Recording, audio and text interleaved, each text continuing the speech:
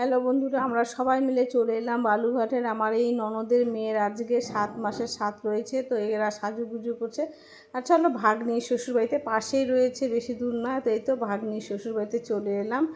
আর এখানে এসে দেখি যে ভাগ্নির এখনও রেডি হয়নি, রেডি করাচ্ছে সব পার্লার থেকে এসে।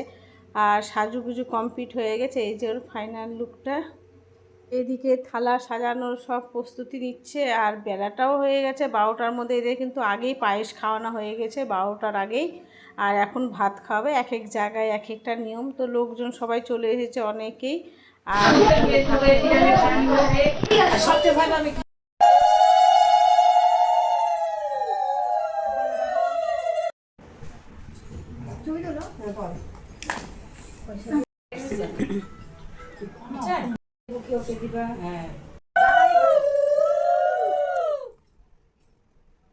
এখানে দুই জায়গায়, এক জায়গায় শিল আর এক জায়গায় প্রদীপ লুকিয়ে রেখেছে। শিলটা ধরলে ছেলে হয় আর প্রদীপটা ধরলে মেয়ে হয়, এই নিয়ম কারণ বলে। তো প্রথমে শিলটা ধরে শাশুড়ির হাতে দিয়েছে, সবাই বলছে নাতি হবে, এগুলো নিয়ম তাই।